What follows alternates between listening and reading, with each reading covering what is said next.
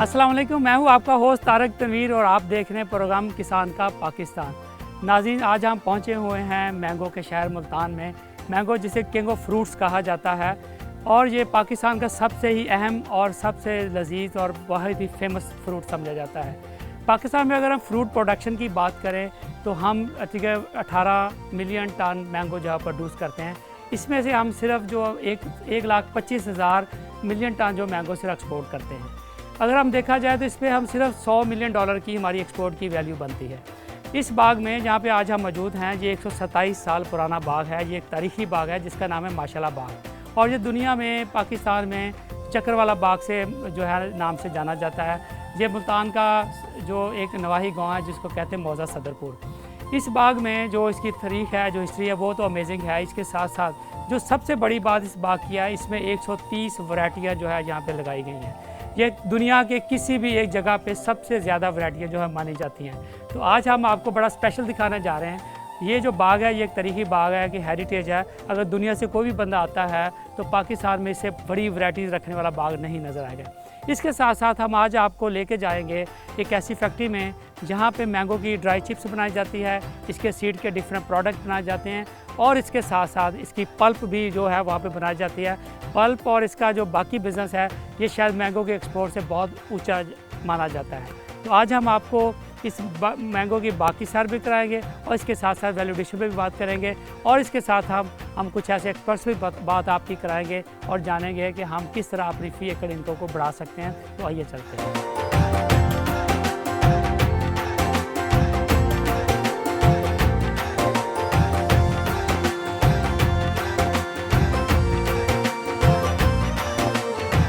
जी हम पहुंच गए हैं जी अभी यहाँ पे जो बड़ा मशहूर माशाल्लाह बाग के अंदर, और इनके जो ओनर हैं लियाज खान दुरानी साहब ने हमें ज्वाइन किया है। लियाज साहब अस्सलाम वालेकुम जी, कैसे हैं? वालेकुम अस्सलाम। थैंक यू वेरी मच जी। सबसे पहले आपका शुक्रिया कि आपने हमें इनवाइट किया अपने बाग में और आज हम आपके साथ इस तारीखी बाग की जो ना हिस्ट्री पूरी लेने के लिए आपके साथ मौजूद हैं। मेहरबानी, आपकी शुक्रिया तो आपका अदा करना चाहिए कि आप इतने मसरूफियत में टाइम निकाल रहे हैं और इस गर्मी में आप मैंगो को कवर करना को आसान काम नहीं है। मैंगो जो है ना ये गर्मी की सौगात है। हाँ, जब गर्मी आती है तो फिर मैंगो तभी आता है। बिल्कुल ऐसे, इसलिए मैंगो और गर्मी तो लाज़िम मलज़ूम है। अगर हमने अच्छा मैंगो खाना है तो गर्मी बर्दाश्त करनी पड़ेगी। बहुत शुक्रिया जी। ऐसा बताइए, ये जो हम बात कर रहे हैं इस माशाल्लाह बाग की हिस्ट्री, जी जी जी, अभी हम जैसे देख रहे हैं 127 साल पुराना बिल्कुल ये बाग है और कैसे ये शुरू हुआ और इसके बारे में दादा हुजूर के बारे में बताइए। किस तरह पाकिस्तान में जो एज ए पायनियर्स थे वो इस ग्राफ्टेड मैंगो को इंट्रोड्यूस कराने में। जी जी, बिल्कुल बिलाशुबा। मतलब हमारे वालिद साहब, हमारे दादाजी हफीज़ुल्लाह खान साहब सरकारी मुलाजिम थे, 12वां में फॉरेस्ट ऑफिसर थे। ठीक। शौक़ उनको बागबानी का और इस चीज़ों का, ज़राअत का पहले से भी उनको था, क्योंकि शुरू से मतलब हमारी फैमिली ज़राअत से मुंसलिक ही है। 1905 में पहला ग्राफ्टेड मैंगो जो है वो पाकिस्तान में हफीज़ुल्लाह खान साहब जो हमारे दादा मरहूम वो लेके आए थे। ठीक। उस वक्त तो इस तरह होता था ना कि कुआं होता था और बैल होता था, तो जहाँ तक पानी जाता था वहाँ तक बाग था। तो फिर आहिस्ता आहिस्ता बिजली आ गई, ट्यूबवेल लग गए, तो फिर पानी आगे जाना शुरू हो गया, तो बाग बढ़ता गया बढ़ता गया बढ़ता गया। तो फिर ये कुछ तकरीबन 12 मतलब वालिद साहब के दादाजी के चक्कर लगे इंडिया में। सहारनपुर जो बेसिक इंडिया का जो एक ज़िला है, वहाँ पे जो है ना मैंगो की वैरायटीज़ जो है ना बहुत ज़्यादा है। बिल्कुल ठीक। ये एक कलेक्शन का सिलसिला शुरू हो गया। तो जितनी भी वैरायटीज़ जिनके पीछे कोई उनकी हिस्ट्री थी जो कि अपने दौर में मशहूर हुई, मतलब लोग जानते थे, लोगों ने खाया, उसको पसंद किया, तो वो वैरायटीज़ की सिलेक्शन की इन्होंने और फिर आहिस्ता आहिस्ता आहिस्ता आहिस्ता इधर आती गई, रहती गई। और ये वाली जगह किस सन में फिर शुरू हुई है वाला बाग? ये तकरीबन इस तरह समझ लें कि पार्टीशन से कुछ अर्सा पहले। ठीक है ना। और उसके बाद, उससे पहले फिर हमारी इधर एक शहर में फिरदौसिया नर्सरी के नाम से, जो कि 1975 में यहाँ के हमने अर्बनाइजेशन की वजह से बंद कर दी कि सारा वो शहर वहाँ पे आ गया था। तो 1975 में उसको बंद किया और उस वक्त उसमें 375 किस्में थी। तो फिर एक दोबारा सिलेक्शन के मरहल से गुजरे और फिर जो चॉइसेस ऑफ वैरायटीज़ थी जो मेरे वाले साहब को पसंद थी, फिर वो यहाँ लेके आए और फिर ये बाग परवान चढ़ा और अभी इस बाग में भी आपको अभी आगे चल के दिखाते हैं कि 80 साल पुराना, 90 साल पुराने ये सारे दरख्त इस वक्त मौजूद बिल्कुल हैं। ठीक है, लेकिन जो भी आप ये देख रहे हैं कोई भी इनमें से 40 साल से कम नहीं है। बिल्कुल सही। आज हम मतलब मैंगोज़ की वैरायटीज़ की इनकी बात कर रहे हैं, ये सब उनकी काविशें हैं, उनकी मेहनत है, उनकी लगन है और उनका एक पैशन है। मतलब ये एक नॉन कमर्शियल बाग है, कमर्शियल नहीं है। बिल्कुल ठीक। अगर कमर्शियल होता तो सारा चौंसा होता। ये हेरिटेज है, ये समझ लें कि पूरी दुनिया में अगर कोई भी बंदा बाहर से टूरिस्ट आता है, बिल्कुल अगर पाकिस्तान में किसी भी एक जगह से वो मैक्सिमम वैरायटी देखना चाहेगा तो इसी हेरिटेज के अंदर आएगा। जी जी, ना सिर्फ पाकिस्तान, मैं आपको इस बात की गारंटी दे सकता हूँ कि बड़े सगीर पाक व हिंद में हाँ, मतलब कोई एक जगह ऐसी नहीं है जहाँ पे इतनी वैरायटीज़ इकट्ठी हैं। वाह अमेजिंग। हम मैंगो के एम्बेसडर्स हैं जी पूरी जी दुनिया में, बिल्कुल है। और मैंगो जो हमारी डिप्लोमेटिक पॉलिसी का एक पार्ट है। हम जिससे भी अच्छे तलक बनाते हैं सबसे पहले उसको मैंगो बेचते हैं। बिल्कुल फिर बिल्कुल दुनिया में जब से भी लोग आएंगे तो सबसे पहले हम उसको ऐसी जगह पे लेके जाएंगे जहाँ पे 100 साल पुरानी हिस्ट्री भी होगी और वहाँ पे वो पौधे मौजूद होंगे, वैराइटीज़ पे वहाँ पे रिसर्च भी हो रही होगी, वहाँ पे लगे भी होंगे बिल्कुल। और आगे वहाँ पे नाइट स्टे भी करें, वहाँ पे फन भी हो, चीज़ें भी हों। तो ये क्यों ना ऐसा एक पूरा एक विलेज जो है ना इसको बना दिया जाए यहाँ पे सारा। जी जी, मतलब ब्रिलियंट आइडिया। हाँ मतलब हम लोग तो चाहते हैं कि ये सब कुछ ये होना चाहिए बिल्कुल ठीक और है। इसमें अगर हम इसको प्रोजेक्शन देते हैं हाँ, तो ये पाकिस्तान का नाम है। एक पाकिस्तान का नाम है। तो थोड़ा सा बताइए कि जैसे अभी ये चौसा है, जी जी जी ये अगर हम इसको देखते तो किस तरह नाम ये रखे कैसे जाते हैं, ये जी क्या जी, इसके- चौंसे की हद तक जो है ना मैं आपको उसकी पूरी कहानी सुना सकता हूँ। हाँ हाँ, चौंसा की जो पेरेंट ब्रीड है वो फजरी है। ठीक। तो फजरी से ड्राइव हो के हम्म, चौंसा बना। देहाती लोग थे, मतलब इंडिया के गांव वही, तो उन्होंने उसका नाम खजरी रख दिया। ठीक, तो तकरीबन 100 साल इसी नाम से जाना पहचाना रह गया। बिल्कुल ठीक। मतलब लोग उसको पसंद भी करते थे क्योंकि जायका तो उसका कमाल का था। हम्म, तो 100 साल बाद दिल्ली के जो उल्मा और अहले ज़ौक़ लोगों को जब पेश किया गया और उन्होंने खाया तो उन्होंने कहा यार ये इतना अच्छा और लजीज आम है और ये नाम किसने रख दिया इसका खजरी। खजरी। तो इसका नाम होना चाहिए समर बहिश्त। अच्छा अब जो मौसमी चौंसा जिसको हम कहते हैं उसका नाम समर बहिश्त है। ठीक। अब समर बहिश्त पूरे उस इलाके में सबसे अच्छा कहाँ ग्रो होता था? चौंसा गांव में। ठीक। तो अब समर बहिश्त नाम है, अच्छा कहाँ का है? चौंसा गांव का है, लेकिन नाम उसका अब चौंसा पड़ गया। बिल्कुल। लोग चौंसे के नाम से उसी पहचानते गांव की मुनासबत से फिर हैं, उसको उसको जाना मुनासबत से पहचाना। पड़ गया। ऐसा बताइए कि ये जो यहाँ पे 230 वैरायटी जो यहाँ पे लगी हुई हैं, जी जी और ये एक हेरिटेज है पूरा जो हम देख रहे हैं इस बाग के अंदर, तो आप किस तरह लेके जा रहे हैं आगे? क्या आपका पैशन है इसको, इस बाग के लिए क्या सोचते हैं आप? उस जानशीन हैं उस बाग के जो शायद हमारे पूरे मुल्क का एक एसेट है। जी जी बिल्कुल बिल्कुल, मतलब ये हमारी एक फैमिली लेगेसी है जिसको हम लेके चल रहे हैं। तो हमारा तो सबसे पहला एम ये है कि इसको प्रिजर्व करना। ठीक। इसको प्रिजर्व करने के बाद दूसरा, हमारे मुल्क को इससे क्या फ़ायदा पहुंच सकता है। बिल्कुल ठीक। हमारी जो अपना एग्री टूरिज़म इंडस्ट्री है बिल्कुल ठीक है। जो और बाहर के मुल्कों से जो फॉरेनर्स आते हैं उनकी क्या हम खिदमत कर सकते हैं, उनको हम किस तरह इधर बुला सकते हैं और उनको विज़िट करा सकते हैं। तो उसके लिए कुछ हमने मतलब इक़दामात करते रहते हैं गाहे बगाए। अपना वेबसाइट बनाई हुई है, फेसबुक का पेज बनाया हुआ है। बिल्कुल ठीक। ठीक है, तो उसके ऊपर हम लगे रहते हैं। और आप इसका कौमी दिन भी तो मना रहे हैं मैंगो का। जी, जी। ये शायद पाकिस्तान नेशनल, पहली हाँ, दफ़ा हुआ हाँ। कि इस तरह मैंगो का कौमी दिन मनाया गया। बिल्कुल ऐसा। मेरा ख्याल है कि हम ये चौसा, दशहरी, अनवर टोर, ये तो बड़ी कॉमन स्पीशीज़ हैं जो बड़े आराम से हर बंदे ने देखी होती हैं। तो कोई ऐसी स्पीशीज़ जो बड़ी नायाब किस्म की वैरायटी जो बाकी हैं, हम चाहेंगे कुछ दरख्तों पे दिखाएं या हमें वैसे अगर कई जगह पे हम एक जगह पे देख सकें जी, तो दिखाना चाहिए। क्योंकि अब लकीली हम आए इस टाइम है हाँ और तकरीबन जो है हमारे 60% हार्वेस्ट हो चुकी हुई है। ठीक।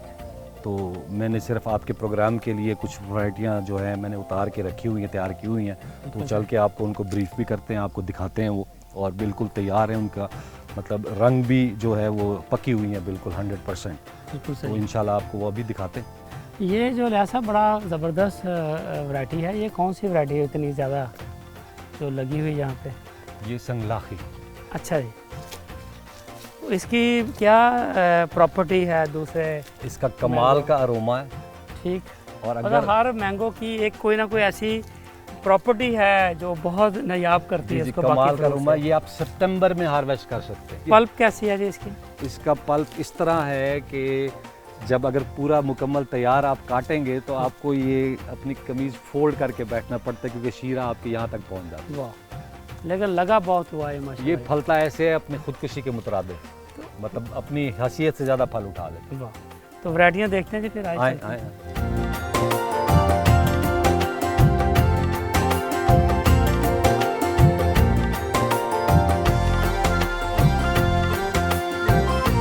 अच्छे मैंगो की क्या प्रॉपर्टीज़ होती हैं जिसके ऊपर दादाजी ने, वाला साहब ने इस यहाँ पे जो वैरायटीज़ इकट्ठी की है? देखिए जी, सबसे पहला तो खुशबू और जायका। ये तो बड़ी मतलब हर चीज़ फर्स्टली होना चाहिए। शीरी होगा, मीठा होगा तो कोई भी चीज़ आपको पसंद आएगी। फिर उसके ज़ाहिरी वज़ाकत, रंग कैसा है, बिल्कुल ठीक है, साइज़ कैसा है, साइज़ बहुत डिपेंड करता है। हाँ। बस हमारी बहुत सी वैरायटी इसलिए मार्केट से आउट हो गई, हाँ। उनका साइज़ छोटा था। हाँ। फिर उसमें रेशा है, गूदा कैसा है, जूस कैसा है उसका, ठीक है ना, जितना जूसी होगा उतना बेहतर होगा। और सबसे आखिर में आ जाता है कि शेल्फ लाइफ क्या है, मतलब आप इसको कितने अरसे के लिए अपने पास रख सकते हैं, कितने दिनों में वो पकेगा, और किसी को तोहफ़ा भिजवाया है तो रास्ते में ही ना ख़राब हो जाए। तो इसलिए उन सब शर्तों पे जो इस वक्त टॉप का है तो वही समर बाई 64। बिल्कुल ठीक है। बाकी भी हैं, लेकिन वो मतलब जो आपको मैं अभी बताऊंगा उनमें से कुछ है, लेकिन वो कमर्शियल नहीं है, गैर मारूफ है। अब इस तरह ये मैंने आपको, ये रामपुर है, ठीक है जी, ये नवाब ऑफ रामपुर की ख़ास वैरायटी, अच्छा, जो सिफारिशों से भी नहीं देते। ठीक है। तो दादाजी ने दिल्ली में कोई सिफारिश ढूंढी, ठीक, वालिद साहब को उनका रुक्का लेके दिया, और वहाँ जब नवाब ऑफ रामपुर के पास गए तो 3 दिन क़याम करने के बाद उसने मेरे वालिद साहब को 4 पौधे अनायत किए। ठीक। जिस टाइम में अभी नर्सरियाँ भी डेवलप नहीं हुई थी और अभी इतनी टेक्नोलॉजी नहीं थी कि आप जाएं पैसे लेकर पौधा खरीद के लेके आ जाएं, पैसों से नहीं मिलता ये था, पैसों से चीज़ें नहीं मिलती, पैसों से नहीं मिलता। और इसके लिए रुके लिखे जाते थे, सिर्फ ये देखा जाता था कि इसको चाह कितनी, चाह कितनी। फिर उल्टा वो खुश होते थे कि भाई चलो हमारी जो हाँ अपनी जो वैरायटी है ये फले फूलेगी, लोग खाएंगे, तो खुश होते थे। तो इस तरह बहुत सारी वैरायटीज़ हैं जिनमें ये संगलाखी अभी आपको मैंने दिखाया है, ये सेब हिंद है। अब हमने इसको प्री हार्वेस्ट कर लिया था, नहीं तो ये रेड ब्लश पूरा रेड होता है और देखे बिल्कुल सेब की तरह। वाह, तो ये किस सन में लाके लगाया गया यहाँ पे? ये भी तकरीबन इसी तरह समझें कि मेरे वालिद साहब पार्टीशन के टाइम इंडिया में और वैरायटीज़ कलेक्शन पे गए हुए थे, तो 2 बोगियाँ जो थी वो लाहौर स्टेशन पे जो बलवे में गुम हो गई, जिनके अंदर 400 वैरायटीज़ और थी। अच्छा, मतलब अभी ये और 400 मज़ीद वैरायटीज़ होनी चाहिए अगर वो जो है ना। तो 3 दिन बाद जब मिली तो 90% वो जल चुकी, तो बाकी जो बची थी वो सारी वो ले आए।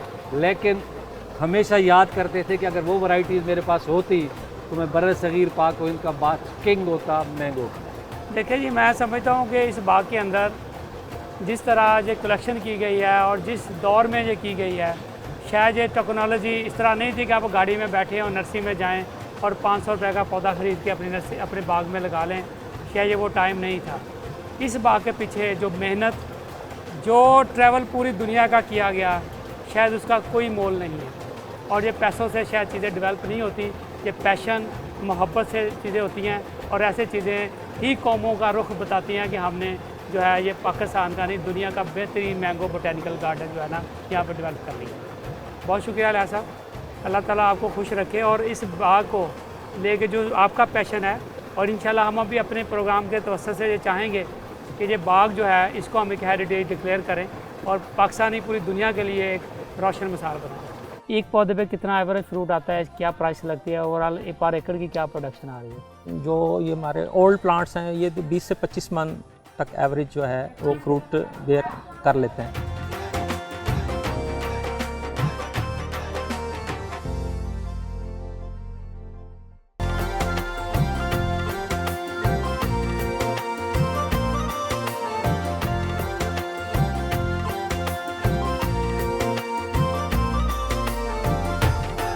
जी, हम आए हैं, बैठे हुए हैं बाग में। ये जो माशाल्लाह बाग है ये मुल्तान का एक तारीखी बाग है, और हमारे साथ मौजूद हैं डॉक्टर आमर नवाज साहब।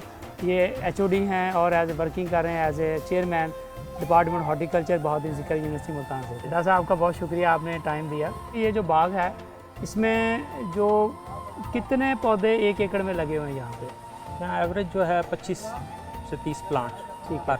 और मुल्तान में जो एवरेज पौधे बाकी जो फार्मर्स लगाते हैं वो कितने पौधे लगा रहे हैं? ये एक्चुअली जो इस बाग की तो बहुत लंबी हिस्ट्री है, तकरीबन 127 साल अब इसकी एज माशाल्लाह हो चुकी है। तो अब जो ट्रेंड आ रहा है वो थोड़ा हाई डेंसिटी की तरफ जा रहा है। अब 25 वजह 72 प्लांट्स 75 प्लांट्स तक जो है ना पर एकड़ वो फार्मर ने जो हमारी वैराइटीज़ है ज़्यादातर जो ये दुसहरी है और चौंसा है, ये इनका क्योंकि गिरत बहुत ज़्यादा होती है, स्प्रेड बहुत ज़्यादा होता है, इसलिए इनका अब नंबर ऑफ़ प्लांट्स इंक्रीज़ कर दिए ताकि यील्ड बढ़ सके। तो डॉक्टर साहब ये जो बागों के लिए जो मैंगो का एक मुल्तान जो है फेमस है बागों के हवाले से, सिंध हमारा बड़ा फेमस एक हब है पूरा, तो बताइए किस तरह की क्लाइमेट और किस तरह की सॉइल कंडीशन जो है ना इस मैंगो की है ना फ्रूटिंग के लिए चाहिए होती है?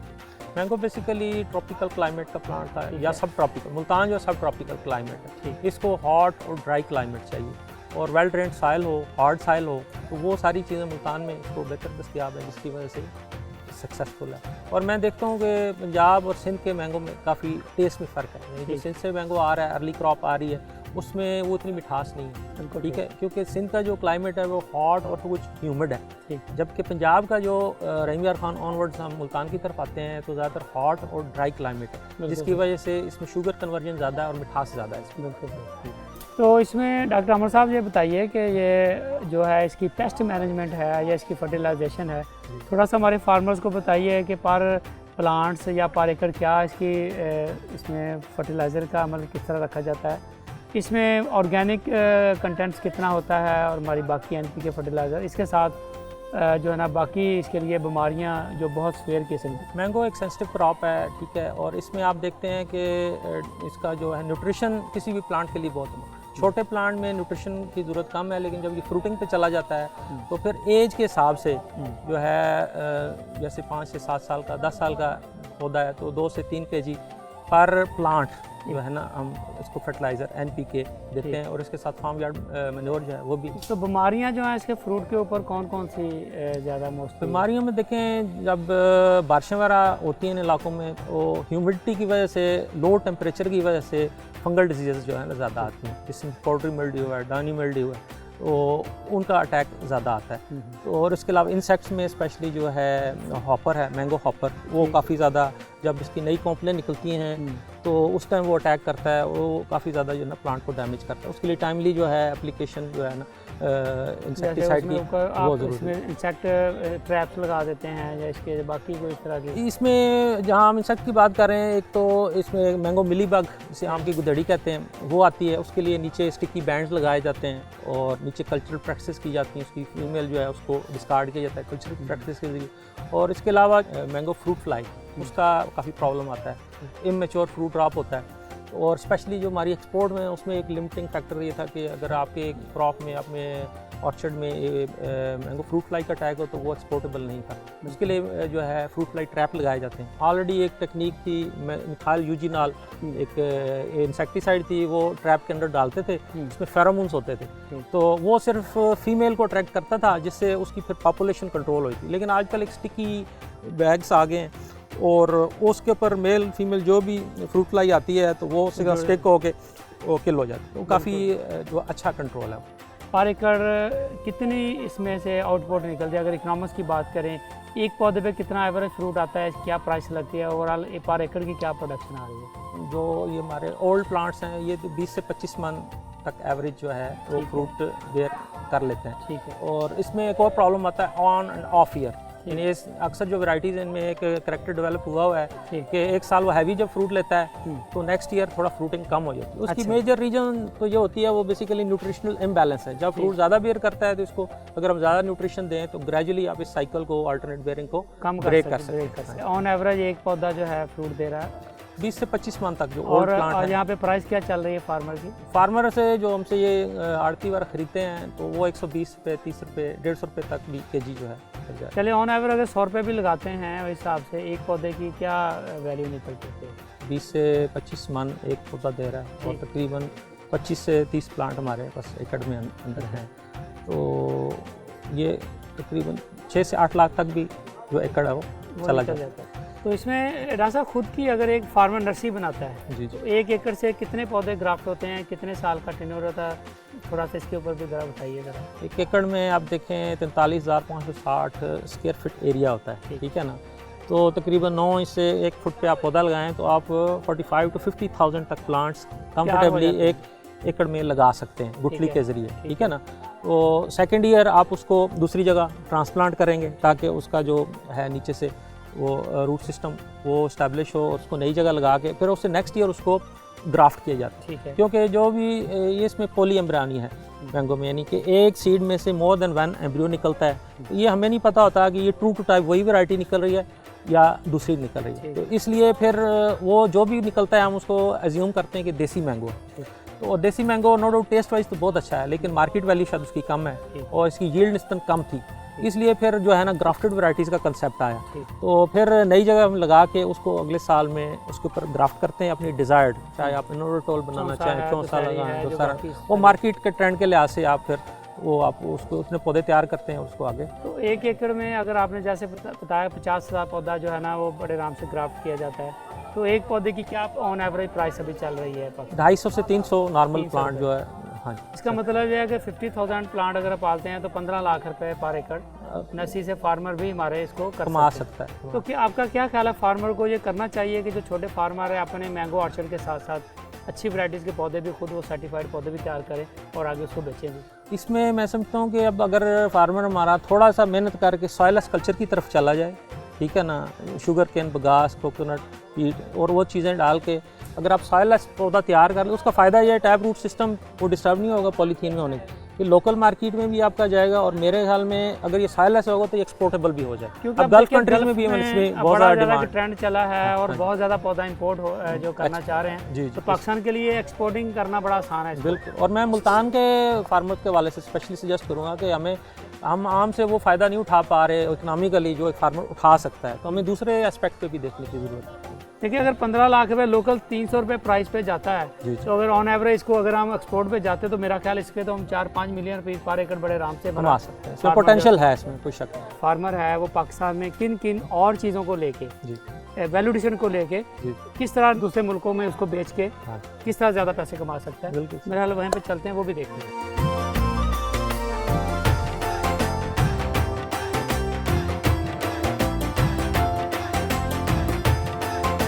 हम जी आ गए हैं जी पैकिंग एरिया में, जहाँ पे मैंगो की जब वहाँ से तोड़ाई हो रही है, तो अब ये यहाँ पे पहुँच गए हैं और हमारे साथ मौजूद हैं यहाँ के जो मैनेजर हैं माशाल्लाह बाग के, जो मशहूर चक्कर वाला बाग है, तो हम मौदा सदरपुर में मौजूद हैं।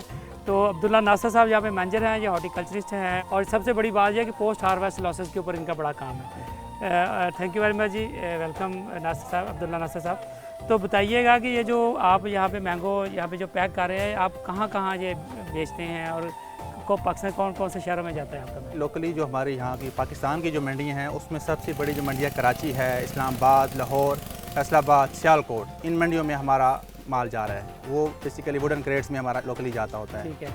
और एक्सपोर्ट के हवाले से फिर हमारे पास कार्डबोर्ड बॉक्सेज आ जाते हैं, इसमें हम पैकिंग देते हैं। और ऑनलाइन आजकल बहुत अच्छा ट्रेंड स्टार्ट हुआ है, तो मुख्तलिफ लोग ऑर्डर देते हैं घर से बैठ के भी हमें एक अच्छा एक्सपोर्ट वाला जो मैंगो है वो खाने को मिल जाए, क्योंकि आम मंडियों में एक्सपोर्ट क्वालिटी का मैंगो नहीं मिलता। ठीक है। क्योंकि जितनी भी एक्सपोर्ट क्वालिटी का माल है वो या तो हमारे मुल्क से बाहर जा रहा है और हमारे जो वहाँ के डोमेस्टिक जो पाकिस्तानी हैं उनको ये खाने को नहीं मिल रहा। बिल्कुल। तो फिर हमने एक ऑनलाइन का जो काम स्टार्ट किया, उसमें ये है कि डायरेक्ट फार्म टू अपना जो कंज्यूमर तक जाता है। यहाँ पे जो मंडियों में जाता है उसके लिए आप जिस तरह ये अभी वुडन क्रेट आप यूज़ कर रहे हैं, तो ये इसके क्या फ़ायदे हैं या क्या नुकसान है? ये सस्ता पड़ता है, पहले तो आप यही चीज़ें यूज़ कर रहे थे सारे। बात दोनों की वहीं आ जाती है, पेटी का भी वेट वही है, बॉक्स का भी जो रेट है वही है।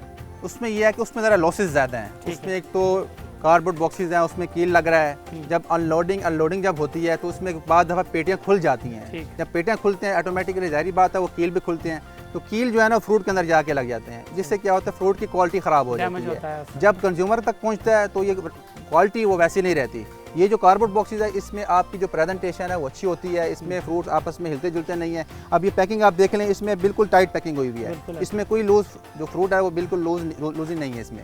तो इसमें यह है कि कंज्यूमर तक जो भी फ्रूट जाता है वो बिल्कुल एज इट इज जाता है और उसकी जिसकी क्वालिटी अच्छी होती है। इसकी देखिए पैकिंग बड़ी अच्छी है, आप देखें इसको अगर बॉक्स नहीं इसका माशाल्लाह इसका ये 5 प्लाई का इसका गद्दा है माशाल्लाह, इसकी पैकिंग अच्छी है, इसके ऊपर अगर वेट भी दें तो इसके फ्रूट को क्वालिटी को ख़राब नहीं करेगा। बिल्कुल।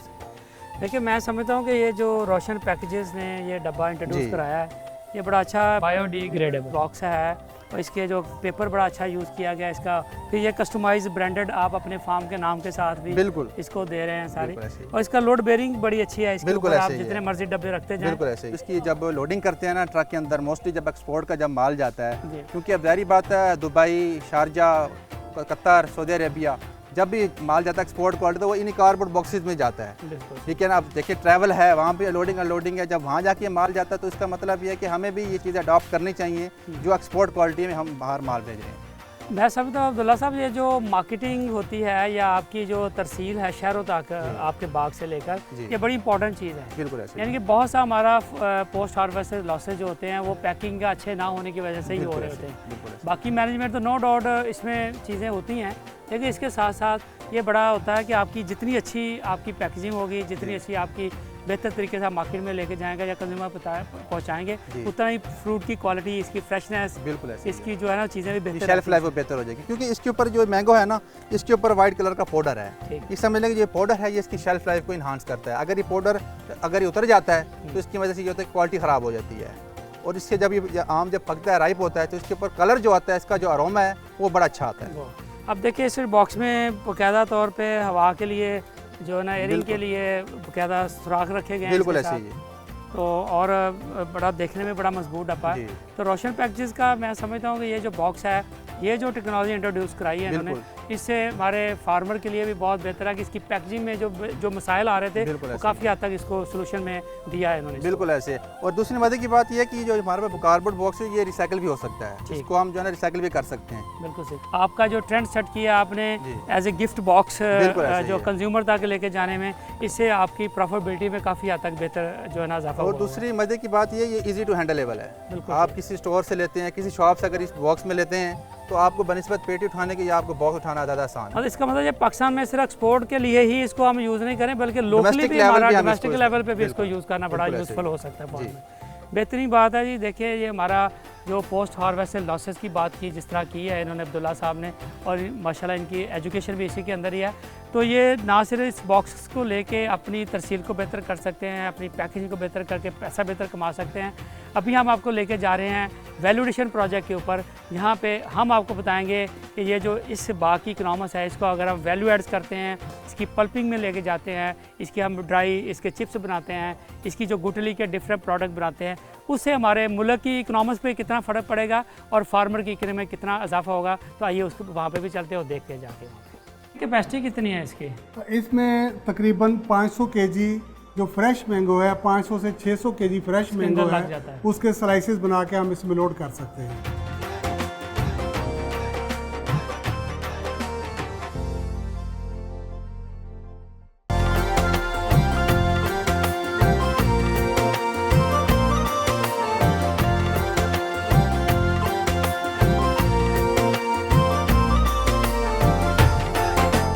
जी अभी हम पहुंच गए हैं जो पमिको इंडस्ट्रीज़ का डेवलप किया है जो एक यूनिट है, ये वैल्यू एडिशन यहाँ पे की जाती है। और हमारे पास साथ मौजूद हैं पमिको इंडस्ट्रीज़ के जो ओनर हैं, जो इनको सारा इसके पीछे रूहे रवा हैं, जो आइडियाज़ की एक फैक्ट्री हैं कि किस तरह मशीनों को बना के पाकिस्तान में जो वैल्यू एडिशन किए हैं उसको हम प्रैक्टिकली इम्प्लीमेंट कर रहे हैं। तो अर्शद साहब थैंक यू वेरी मच, आपने सर हमें ज्वाइन किया, बड़ी शुक्रिया। और आप हमें ये यूनिट दिखा रहे हैं जो आपने डेवलप किया है। जी। तो सबसे पहले बताइए कि पमिकोस जो है ये किस किस चीज़ों की वैल्यू एडिशन में काम कर रही है और क्या क्या यूनिट आप बना रहे हैं यहाँ पे? देखिए पमिको टेक्नोलॉजीज़ बहुत सारी टेक्नोलॉजीज़ डेवलप कर रही है पाकिस्तान के मकामी ज़रूरियात के मुताबिक, लेकिन हमने ये देखा कि एग्री वैल्यू एडिशन में बहुत बड़ा गैप है। इतने इतने कीमती फल हैं, सब्जियां हैं और अबंडेंट हैं, बेतहाशा हैं, जो हम हर साल 30-40% ज़ाया भी करते हैं क्योंकि हमारे पास उनको संभालने का पूरा इंतज़ाम नहीं होता। अभी ये जो पल्पर मशीन है, इसमें हमने मैंगो डाला है साबुत मैंगो डाल के, बिल्कुल अभी। उसमें से हमने पल्प ली है। जैसे ये देखें, बिल्कुल इसमें से ऑलमोस्ट 100% जो गुठली की पल्प निकल गई और ये हमारी पल्प हमें मिल गई। तो इस मशीन को हम टमाटर के लिए, इसको अमरूद के लिए, आड़ू के लिए, खुबानी के लिए, आलू बुखारा के लिए, जितने भी सॉफ्ट टेक्सचर के पल्प वाले फल हैं, जितने भी फालसा है, जामुन है, उन सब के लिए इस मशीन में सेटिंग मौजूद है। ये देखने में आया है कि हम बड़ा प्राइम अपना जो मैंगो है उसको तो हमने देख लिया कि वो बड़ा अच्छा, कलर में भी अच्छा था, साइज़ में अच्छा था, उसको हमने एक्सपोर्ट भी कर लिया, खा भी लिया। लेकिन वो जो एक ऐसा बी कैटेगरी का या सी कैटेगरी का जो हमारे पास फ्रूट बचता है, हाँ। उसका इस्तेमाल आज जो है ना, वो उसको इसकी वाह सोल्यूशन है, उसको हम वैल्यूडेशन में ले जाएँ। जी बिल्कुल, जो हमारी ऐसी वैरायटियां हैं जो ज़्यादा फेमस नहीं है खाने में, आप उनकी पल्प ले लेते हैं। जी, पल्प के बाद हम इसकी प्योरी, इसका जैम, इसका जूस और मैंगो लेदर्स और कैंडीज। हाँ, मैंगो कैंडी हमारे मकामी कंपनियां अब ये बनाना शुरू हो गई ठीक हैं, है। एक्सपोर्ट कर रही हैं और हाई रेवेन्यू जनरेट कर रही हैं। हम अगर किसी चीज़ में वैल्यूडेशन में जाते जी। हैं तो कितना फ़र्क पड़ता है मुआशियात के ऊपर, इकोनॉमिक्स कितनी बेहतर होती है इसके? नंबर एक, जो हमारा प्रोड्यूस लॉसेस हैं 30 से 40%, वो आपने ख़त्म कर लिया। दूसरा, जो प्रोड्यूस हम लो रेट पे बेचते हैं, वो भी मैं समझता हूँ कि प्रोड्यूस की वेस्टेज है, उसके ज़्यादा अच्छा, हाई वैल्यू पे ले जाते वो भी ख़त्म हो गई। फिर हमने इसमें जब वैल्यू एडिशन की, पेरिशेबिलिटी ख़त्म की, इसकी शेल्फ लाइफ 6 माह से 1 साल बढ़ा दी, बिल्कुल ठीक। तो ये 100% प्रॉफिट में कन्वर्ट हो जाता है। यानी कि 1 करोड़ का मटेरियल आपका 2 करोड़ में हो जाएगा, 1 अरब का मटेरियल आपका 2 अरब में हो जाएगा, 100 अरब का मटेरियल 200 अरब में हो जाएगा। मेरे पास इतनी अच्छी फिजिबिलिटी मौजूद है। मैंगो हमारी पूरी दुनिया इसको किंग ऑफ फ्रूट मानती है। बिल्कुल। अगर हम इसकी वैल्यू एडिशन करें, हाई एंड मार्केट में पहुंचाना आसान हो जाएगा। तो ये मतलब एक ऐसी क्रॉप है, ऐसा कुदरत का अनमोल तोहफा है, हम इसको यूटिलाइज करें और पूरी दुनिया में बेचें। अच्छा, पूरी दुनिया में अब थाईलैंड के जाएं, एयरपोर्टों पे जाएं तो वहाँ पे जो है ये सारे पल्प, हर चीज़ें अवेलेबल है वहाँ पे, फ्रीक्वेंटली चीज़ें अवेलेबल ऐसे ही लेकिन अनफॉर्चुनेट हमारे पास वो एक फ्रेश मैंगो होता है, उसी को हम यूज़ कर रहे होते हैं। जी। तो मेरा ख्याल है कि आज के प्रोग्राम जो किसान का पाकिस्तान में हम मैंगो के ऊपर स्पेशली कर रहे हैं, इसमें हम ग्रोइंग टेक्नोलॉजी पे तो बात करके अभी हमने देखा कि फार्मर किस तरह पर एकड़ इनकम बढ़ा रहा है, लेकिन उसके साथ साथ ये जो वैल्यूडेशन है, ये एक अदर एक बहुत बड़ी एक टेक्नोलॉजी है जिसको इस्तेमाल करके हम इस अपने मैंगो से बहुत ज़्यादा पैसा कमा रहे हैं। हमारे पास 18 लाख टन मैंगो है, सालाना हम पैदा करते हैं।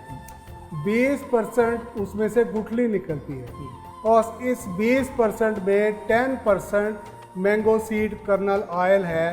आप अंदाज़ा कर लें कि वो जो 10% ऑयल है 10 से 15 हज़ार रुपये का लीटर कॉस्मेटिक इंडस्ट्री उसको ले रही है। ये कितना बड़ा खजाना है। बिल्कुल। अभी हम ये 20,000 रुपये का पेट्रोल है जो उसके अंदर मौजूद है, हाँ। जिसमें हमने मैंगो बेचा उतने का, तो इसमें ऑयल मौजूद है। इसमें ऑयल मौजूद है। ये इसको भी हमने एड्रेस किया यहाँ। हम अभी आपको दिखाते हैं कि इसमें से तेल निकालने का, चले वो मशीन भी देखते हैं, पायलट प्लांट यहाँ लगाया, वो आपको दिखाते हैं। वो मशीन भी देखिए।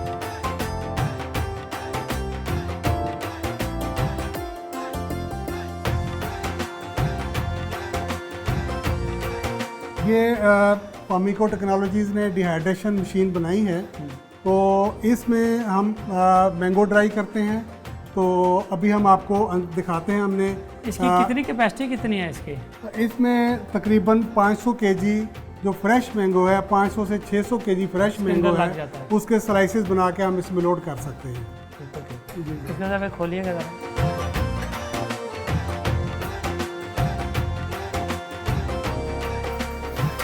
ये कितने टाइम में जो है ये डिहाइड्रेट हो जाते हैं फिर? ये इसमें जब हम लोड करते हैं तो स्लाइस की थिकनेस कम ज़्यादा होने के साथ इसका टाइम सेटिंग होती है। तो ये जो इसका रिज़ल्ट है, ये अभी जो हमें पहला बैच लगाया ये 18 घंटे में ड्राई हो गया। अच्छा जी। तो 18 से 24 घंटे में हमें ये प्रोडक्ट रेडी मिल जाती है। वाह। और ये 1 किलो अगर हम लगाते हैं तो उससे कितनी इसकी जो रिकवरी कितनी आती है इसके अंदर? अच्छा, इसमें रिकवरी है 100 केजी फ्रेश आम से हमें 10 केजी ड्राई मिलता है। 10% रिकवरी है इसकी। 10% इसकी रिकवरी है। 1 किलो की कीमत 2500 रुपये किलो मिनिमम है। ठीक है, 2500 से लेके ये 4500 रुपये केजी तक बिल्कुल ठीक। इसकी वैल्यू है। तो हमारी जो पाकिस्तानी आम है इसकी ख़ास तौर पे पूरी दुनिया इसको इसलिए पसंद करती है कि इसकी खुशबू और इसका जायका।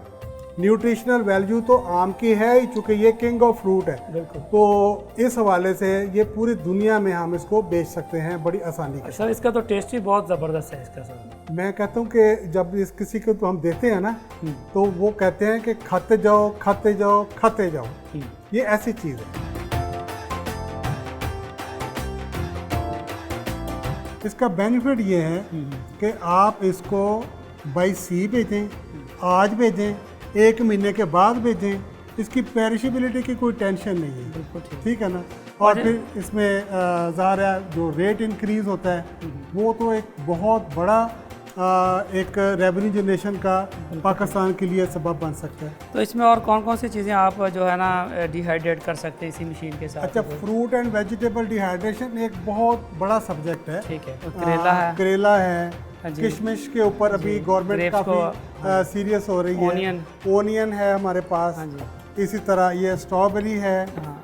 और ये मिंट के लीफ हैं। मिंट पाउडर आप बनाएं, आपकी रेसिपियाँ हैं जी, उसमें हम इसको इस्तेमाल करते हैं। बिल्कुल ठीक है। इसी तरह जो मैंने अभी आपको थोड़ी देर पहले ये मैंगो सीड में से निकला हुआ जी। मैंगो सीड ऑयल है। हाँ जी, बिल्कुल। और ये कॉस्मेटिक इंडस्ट्री में इसकी इस्तेमाल है। तो अरशद साहब ये जो सारी टेक्नोलॉजी है इसका फार्मर तक पहुंचना भी बड़ा ज़रूरी है। हाँ। तो इसमें कौन से एजुकेशनल अदारे हैं आपके साथ मिलके इस तरह की जो है टेक्नोलॉजी को आम फार्मर तक और आम लोगों तक पहुंचा सकते हैं इसको? देखिए, मैं पाकिस्तान के सब रिसर्च के इदारों के साथ काम कर रहा हूँ। ठीक। तो इसी तरह BZU ठीक है। एक पायनियर अदारा है जिन्होंने वैल्यू एडिशन में तकरीबन 6 जो प्रोसेस हैं ठीक। जो हाईलाइटेड हैं, जिसमें डिहाइड्रेशन है, फ्रूट एंड वेजिटेबल डिहाइड्रेशन है, असेंशियल ऑयल है, सॉल्वेंट एक्सट्रैक्शन है और पल्पिंग है, फिर उससे जूस बनाना, प्योरी बनाना। जो BZU का जिस तरह आप बता रहे हैं, तो ये फार्मर तक किस तरह मिलके जो इस टेक्नोलॉजी को ट्रेनिंग्स यहाँ पे कराते हैं फार्मर्स की, हाँ। या किस तरह इसको इस टेक्नोलॉजी मुंतकिल हो रही है आम फार्मर तक? देखिए, ये अदारों में ये चीज़ें रखने का मकसद ही ये है कि रिसर्च एंड डेवलपमेंट की जाए, स्टूडेंट्स को प्रोसेस प्रोडक्ट सिखाई जाए, प्रोडक्ट कैसे बनती है वो सिखाया जाए, और जो इंडस्ट्री है, किसान हैं, उनको ये ऑन साइट ट्रेनिंग और अवेयरनेस दी जाए। आपकी जो इंडस्ट्री है एकेडेमिया को साथ लेके फार्मर्स और स्पेशली फिर हमारे जो स्टूडेंट्स हैं हाँ। जो डिग्रियां लेके बाहर घूम रहे होते हैं कि हमें नौकरियां करनी है, उसके साथ साथ आप उनको एक एंटरप्रेन्योरशिप आइडिया भी दे रहे हैं कि इन चीज़ों को ट्राई करके, इन चीज़ों को प्रोसेस करके, इनको ब्रांड करके आप अपने बिजनेस में डेवलप कर सकते हैं। अच्छा भाई, हम टोटल 18 लाख मैंगो टन जो मैंगो प्रोड्यूस करते हैं, आप क्या कहते हैं कितना मैंगो जो है हमें वैल्यूडेशन में लेके जाना चाहिए और डिहाइड्रेशन में लेके जाना चाहिए, और क्या इसकी इकोनॉमिक्स क्या है इसकी? अब 18 लाख टन में से अगर हम 8 लाख टन प्रोसेस कर लें, अच्छा 8 लाख टन को ही सिर्फ हम इसमें ले जाएं इसकी ड्राई करने में, हाँ, तो रिकवरी जैसे अभी आपने बताई 10% रिकवरी है। हाँ, तो तो इसमें 80,000 टन आपका बन जाएगा। 80,000 टन हमारे पास ड्राई मैंगो आ जाएगा। हाँ, बिल्कुल ठीक है। 1 टन की जो वैल्यू है जी। वो 25 लाख रुपए है। यानी कि ये 2500 रुपये किलो बनती है। 1 किलो 2500 रुपए का। लेकिन ये तो बड़ी कम प्राइस बता रहे हैं, अभी मार्केट में तो 3,000 रुपये, 4,000, बल्कि इससे भी ज़्यादा पे चल रही है। ये तो हम आम मार्केट की बात कर रहे हैं। आप हाई एंड मार्केट पे चले जाएं, आप यूरोप में चले जाएं, कनाडा चले वो जाएं, तो इससे भी अमेरिका बहुत चले ऊपर जाएं, जाए। तो ये डबल हो जाएगा। चलो मेरा ख्याल है 2500 रुपये पर केजी के ऊपर हम इसको जो है ना लॉक करते हैं इसको। हाँ, 2500 रुपये केजी को जब अगर आप 80,000 टन बनाएंगे, जी। 1 टन जो है वो 25 लाख रुपए का है। 80,000 जो हमारा जो टन है हमारे पास ड्राई आ गया। 80,000 टन को आप 25 लाख से ज़रब देंगे तो ये 2 खरब रुपए का वाह। हमारी प्रोडक्ट बनती है। 2 खरब रुपए की ये प्रोडक्ट है। और ऐसी प्रोडक्ट है जो हर कोई लेना चाहेगा। बिल्कुल ठीक। ऐसी बात नहीं है कि इसका क्लाइंट नहीं है तो हम कैसे बना लें, हर कोई लेना चाहेगा, बिकॉज ये किंग ऑफ फ्रूट है। Everybody like eating mangoes. तो हमारा पूरा काम साल। है, हमारा काम है कि हम इसको करें। देखिए, जैसे अभी अरशद साहब ने हमें बताया कि मैंगो चिप्स को वो ड्राई करके इसको बना के कितना बड़ा ज़र मुबादला हम पाकिस्तान के लिए बना सकते हैं। अभी हम पाकिस्तान में जो मैंगो बाहर एक्सपोर्ट कर रहे हैं वो 1,25,000 टन हमारा मैंगो जो है बाहर एक्सपोर्ट होता है, जो कि हम प्राइम मैंगो जो अपना है उसको एक्सपोर्ट करते हैं। आपने देखा इसमें बहुत सी हर्डल्स भी हैं, इसमें रास्ते में बहुत सी खराबियां भी आती हैं और कभी हमारा मैंगो कभी वापस भी आ जाता है क्वारंटाइन स्टैंडर्ड्स को मीट ना करने की वजह से।